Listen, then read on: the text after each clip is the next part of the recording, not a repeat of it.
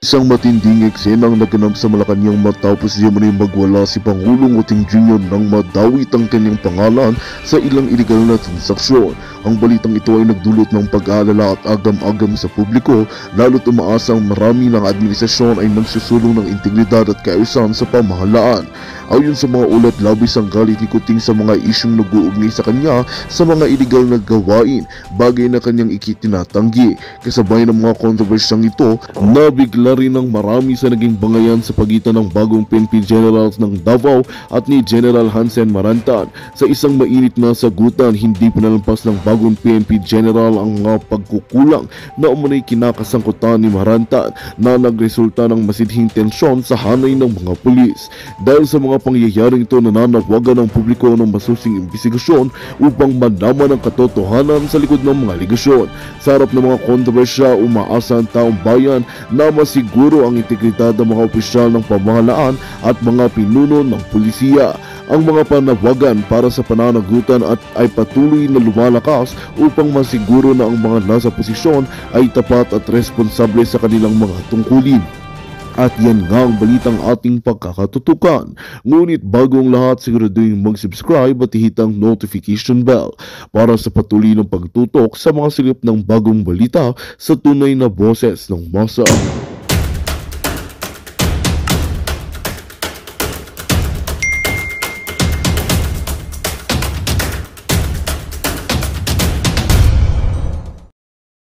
Colonel Marantan now is the CC Director. At he is not being put here for no reason at all. Inilagay siya dito dahil may game plan. Naniniwala ang dating kadre ng CBP-NPA-NDF na si Jeffrey K. Eric Celis na naaayon daw sa game plan ang pagkakatalaga kay Police Colonel Hansel Marantan bilang hepe ng Davao City Police Office o DCPO. Kung maaalala, tila nagkaroon ng record-breaking ang DCPO matapos magkaroon ng 3 hepe sa loob lamang ng isang araw. Unang itinalaga bilang hepe si Police Colonel Lito Patay bilang kapalit ni Colonel Rolando Sugilon na itinalagang OIC matapos alisin sa pwesto si Colonel Richard Badang kaugnay sa war on drugs ng city government. Pero matapos ang 4 na oras ay pinalitan agad ito ni Colonel Sherwin Butil. Sa kasamaang palad, sa paglipas ng ilang oras ay pinalitan naman ito ni Marantan na sangkot sa iba't ibang illegal na aktibidad. Ano bang record ni Colonel Marantan as per public open source information? Si Colonel Marantan po ay involved sa maraming mga high level na mga madudugong police operation na may mga namamatay. Ito'y tinuturo siya na involved sa mga away na mga waiting lords sa Timonan, Quezon na ikinasawi na mahigit 10 sa isang rub out. Kapwa pa niya polis. Kapwa polis din ang involved at may ilang mga armed forces personnel na nadamay. At may Valle Verde Syndicate operations noon na ang pangalan niya rin ay lumabas. At rub out ang itinuturo. At ito'y involved dito ang Task Force Limbas. This is about anti-kidnapping operations and anti-carnapping. Dalawang units.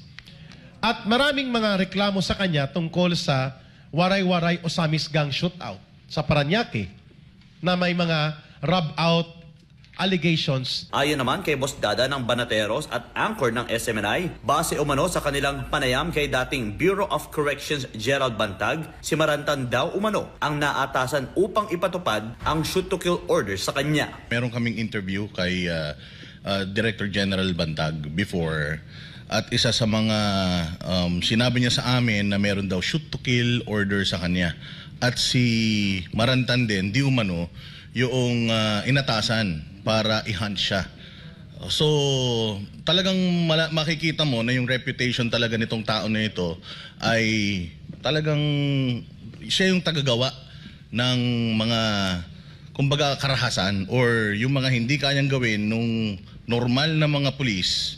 Siya yung, kumbaga, executioner. Kaugnay nito, hindi isinantabi ni Ka Eric na posibleng tumanak ang dugo sa Davao City, partikular na sa Kingdom of Jesus Christ na nahaharap ngayon sa panghaharas mula sa kapulisan. Kung naalala po ninyo, noong March 2023, tama po ba, March 2023, ay nagkaroon po ng massacre sa Negros Oriental. sa Pamplona, sa lugar, sa bahay mismo ni Governor Digamo.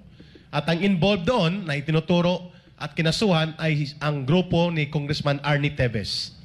Ang nagsagawa po ng raid at extensive na paghabol sa mga armed group na involved sa massacre na yon ay si Colonel Marantan. But he was at that time CIDG NCR, pero ipinadala sa Negros Oriental.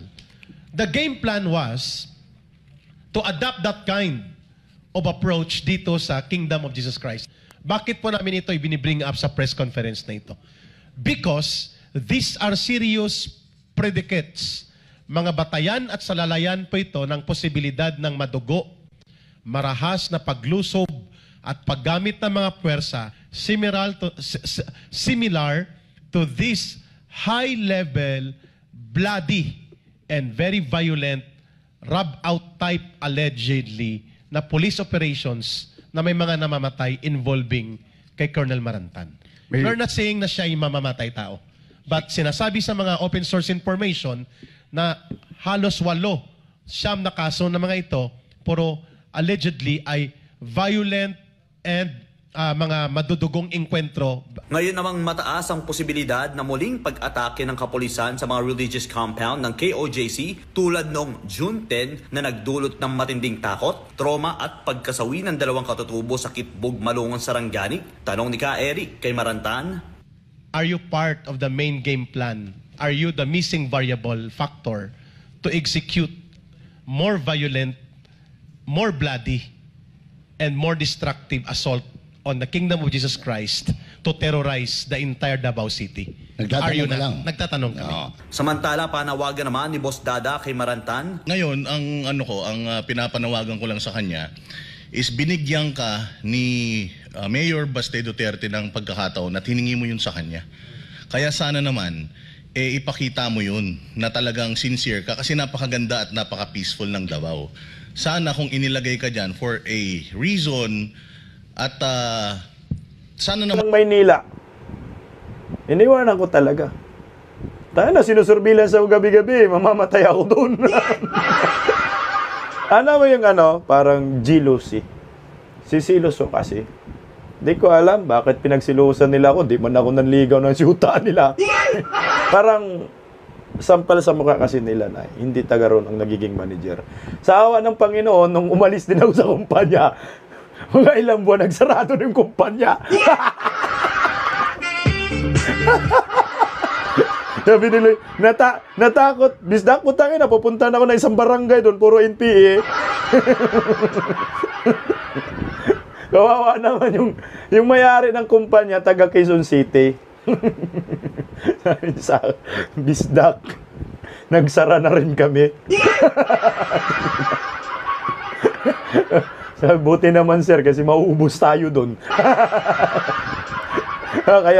Kaya ito yung mga Duterte, talagang mabigat ang pakikipaglaban dyan sa komunistang grupo, sila Tatay Digong. It so happen ngayon ho, Bistano Seraol!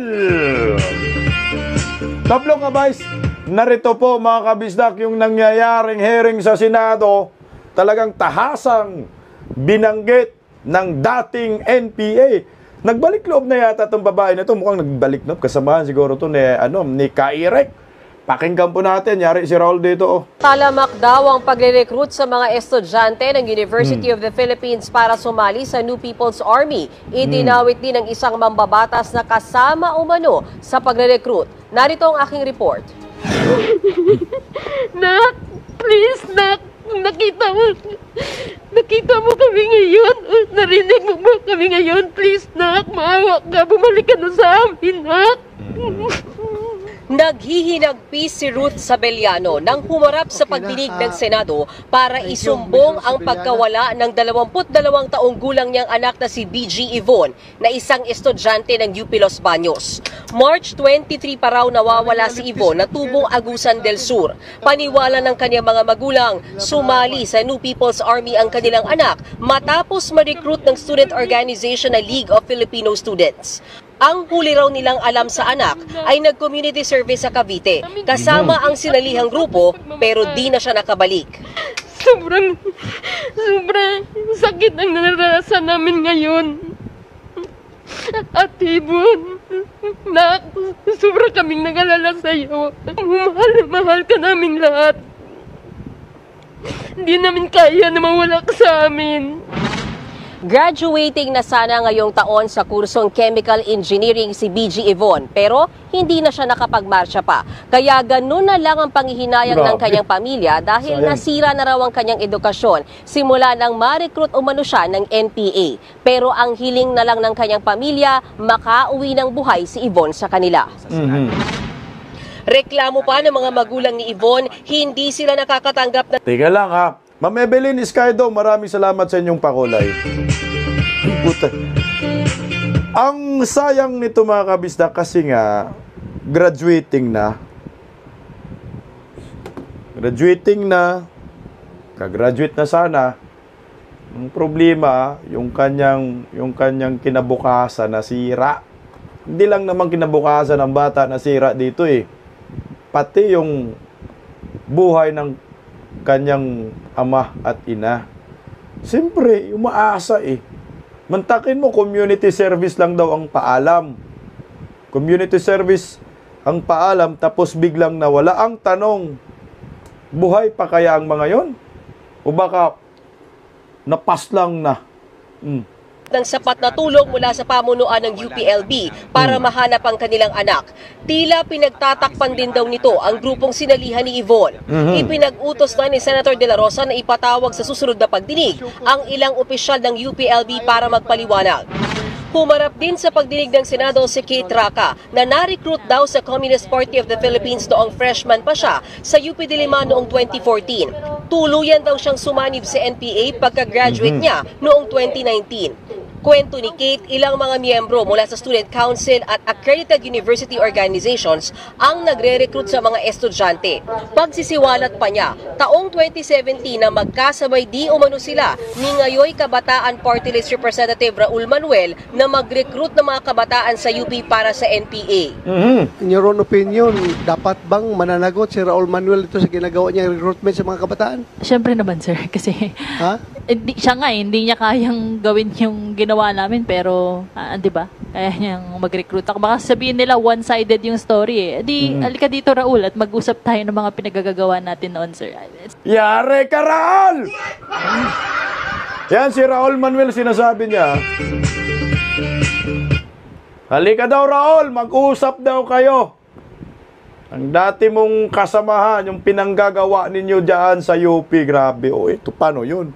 Paano na yot? Loki Okosodo, magandang gabi ho sa inyo. Ito yung ipinaglalaban ng mga Duterte at ni Vice President Inday Sara Duterte ngayon. Na itong gobyernong Da Junior naman, naging kaibigan eh. Diyan sa Kongreso. Matagal na sinabi yan ni Doc Loren, kay Eric, Pastor Kibuloy. Ito yung hindi naintindihan ng mga supporters, ng mga ngagba, supporters ng Baluslos, mga Pinklawan, Dilawan, na dapat talaga matuldukan na natin ang problemang ito. Muntakin mo, graduating hanggang ngayon, nasa na ba yun? Ang tanong yan, buhay pa kaya yon? Meron pa kayang buhay yung hinahanap na anak nila na pag-aakalay nag-aaral sa UP, yung pala namundok na. O ito, Raul, hinahamon ka. Kita kayo sa Senado daw. Suggestion lang. Kaya si Senator De La Rosa pinaimbitahan na si Manuel sa Senado para magpaliwanag. While we respect interparliamentary courtesy, we also would like to afford him the floor. Kung gusto niya magsalita dito, harap-harapan doon sa mga dati niyang kasamahan, baka gusto niya i-defend ang sarili niya, invitation lang. We are not forcing him. Wala raw balak dumalo si Manuel o sino mang miyembro ng Makabayan Bloc sa pagdinig ng Senado. Mariindig itinanggi ni Manuel ang aligasyon. Hindi totoo na nagre-recruit tayo para sa ganong mga organizations. Kung Alal! Lukuhin mo pa kami, Raul. Dami di magaling kung sino pang lumalaban sa mga terorista, sila pang inuusig ngayon ng gobyerno. Ngagba nga. Sabi ko nga sa inyo, itong si Pastor Kibuloy, dapat suklian ito ng maraming Pilipino. Ito yun, oh. Mangyak-ngyak yung magulang. Sus! Hindi kami naniniwala sa iyo, Raul.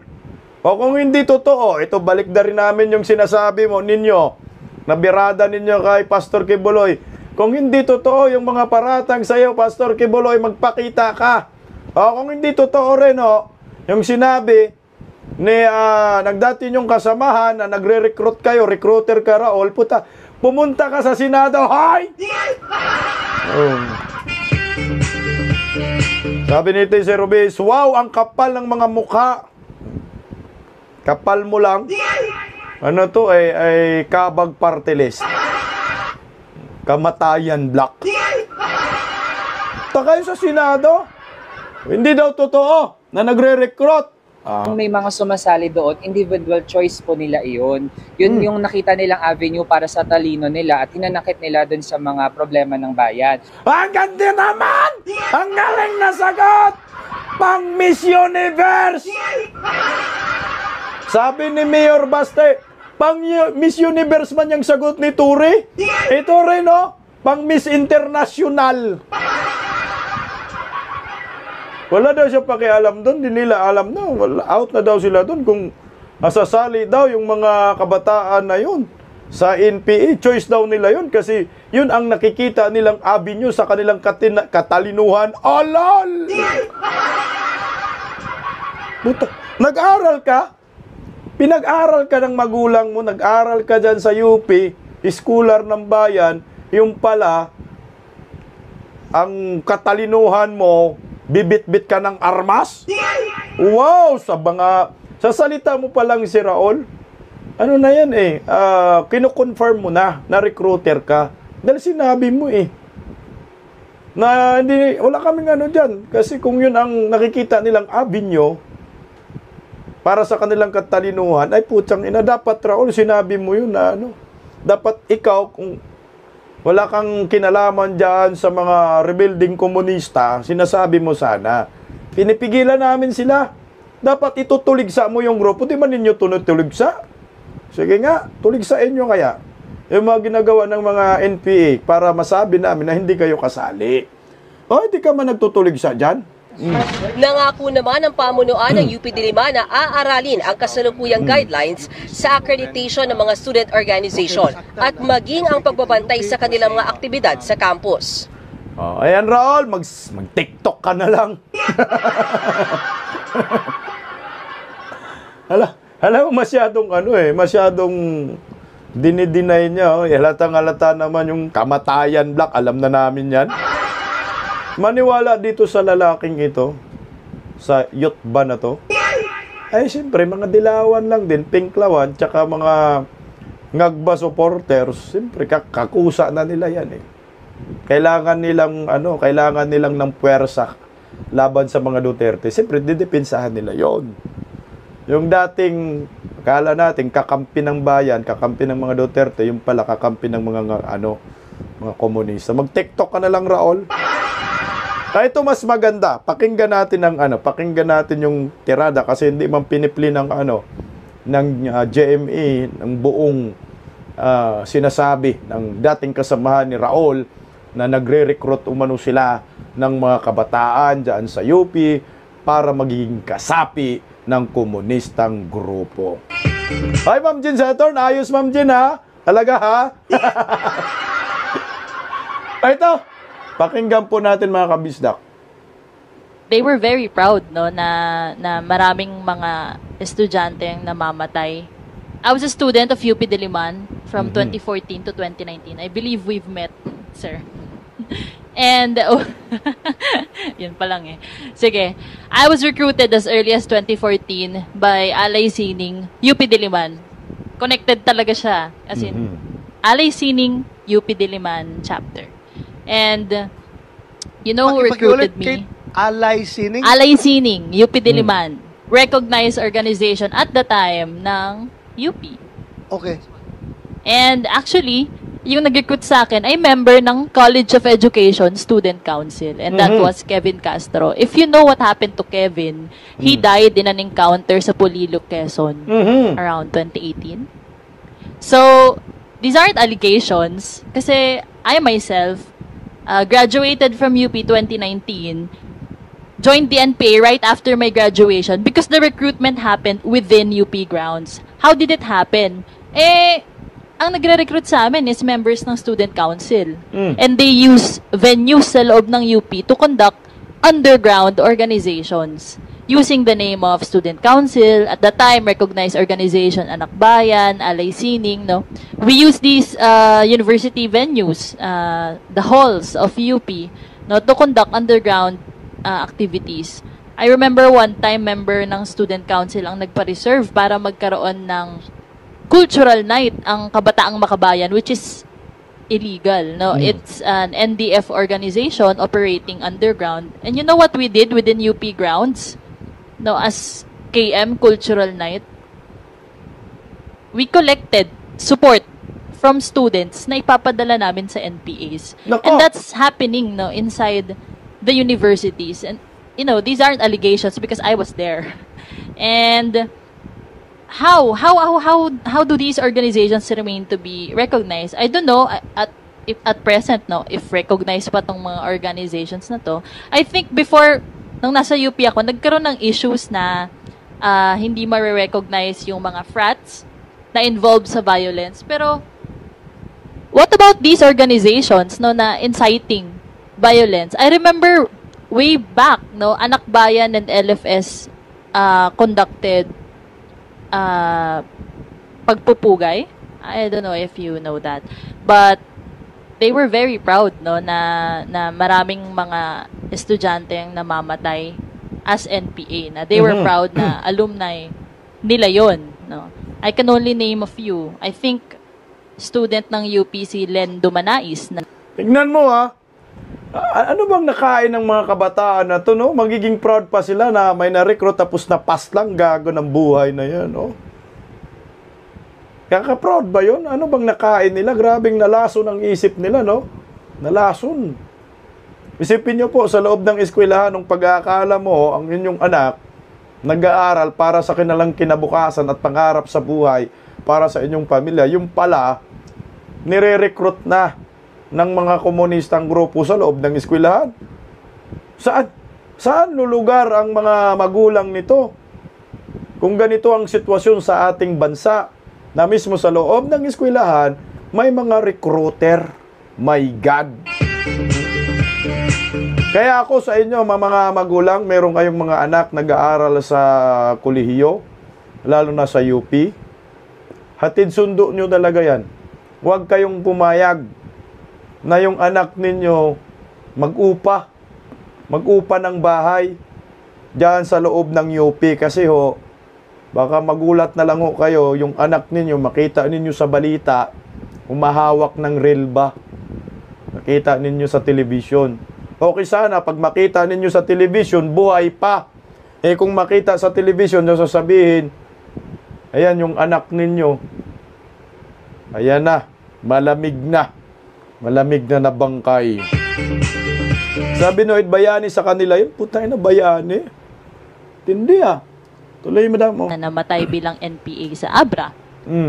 Student ng UPLB, si Rona Jane Manalo, na kasamahan kong NPA sa Palawan. Namatay siya sa encounter, nabuhay ako. Magkasama kami sa encounter na yon. Sino pa ba? JC Alberto ng UPLB. And I know them because we all previously worked as student council. I was then counselor of College of Education Student Council. Raul Manuel was chairperson of College of Arts and Sciences, UP Visayas. UP Visayas ba to si Raul? Ay, Raul, sumagot ka! Recruiter ka man pala dong, hindi ka lang TikToker, recruiter ka pa. Ayan buhay yung kasamahan mo noon Punta ka sa Senado nang magkaalaman kung sino yung nagsasabi ng totoo. Bulilyaso sila dito Kita mo yung babae. Tama yung sinasabi ni Jima Magaling Okay tong resource person na ito, wala mang binabasa. Kagaya ni Cathy Binag, di ba? Pag nagsalita, wala kang binabasa. Yung sinasabi mo, galing sa puso mo, sarili mong experience, naalala mo, nakita ng mga mata mo, narinig ng mga tainga mo, iyon yung totoong witness. Hindi kagaya yung witness ni Hontiveros, putang binabasa, nakapiring pa. Ito, Raul, walang piring-piring, diretso ang sinasabi, English spoken dollar pa, kasi taga-UP man. Paano yan? May tulog ka dito, Raul. Tuloy, madam, And, sino pa ba? Kevin Castro, chairperson namin. There are lots of students, members of student council who eventually joined the NPA. And that's not, that's not cut off na after nila mag-UP saka sila nag-NPA. No, they were recruited while we were inside. Nako! No, and how did this happen? Kasi nga, these organizations are doing this, within UP grounds. Some of them recognized. At the time, recognized ang LIC ng UP Diliman. Kaya nakakagamit kami ng mga venues ng UP na kapag apply kami ng permit for activities within UP. And what I think, I don't know if alam to ng mga professors or what, pero we conduct educational discussions. Tingnan mo guys, nakakagamit sila ng facilities. Ginigisa tayo ng sariling mantika natin. Kaya pala itong mga komunistang grupo hindi masupil-supil. Dahil para bang lumalabas na tayo yung bumubuhay sa kanila, talagang ganun talaga, tayo ang bumubuhay. Yung pondo tayo, facilities tayo. Nakamaneuver sila ng kanilang gawain sa mga eskwelahan, nagre-recruit, dahil din sa atin. Dahil din sa mga taxpayer. Dapat itong ganitong mga tao na ito, panahon kasi ni Tatay Digong, nilagyan man niya ng mga kapulisan yung loob ng UP. Di ba? Meron pa bang kapulisan dyan sa UP? Di ba? Nilagyan yata ng presinto ni Tatay Digong. Panahon ni Tatay Digong, dami nga nagre-reklamo Iwan ko lang ngayon. Wala na ako siguro. Kawawa naman po tayo dito. Tingnan mo, yung tinutuko niya, si Raul, nasa Kongreso. O kung, eto, mahirap naman magsabi, baka marintag tayo, Kung totoo yung sinasabi niya, na talagang to si Raul, kasama nila sa pagre-recruit, sinabi naman niya, very consistent naman, yung kanyang mga sinasabi, ay puta, bumubuhay tayo ng isang mga kasapi ng mga komunistang grupo. Yung kanilang resources galing sa kaban ng bayan. At ang masaklap ngayon, under Marcos admin, kaibigan ni Tambaluslos tong mga to. Itong kamatayan black ni Mal. O saan tayo lulugar? Isipin mo itong mga taong ito kung nakalaban si Inday Sara Ang mga Duterte, galit na galit sila. Magandang balita ang hatid namin sa inyo ngayong araw. Sa pagtatapos ng aming balitaan, nagbigay kami ng mga mahalagang impormasyon. Maraming salamat sa pagtutok at pagsuporta sa aming programa. Huwag kalimutang manatili sa mga susunod na araw para sa mga bagong balita at mga kwento na dapat nating abangan. Mula sa Boses ng Masa, magandang araw Pilipinas!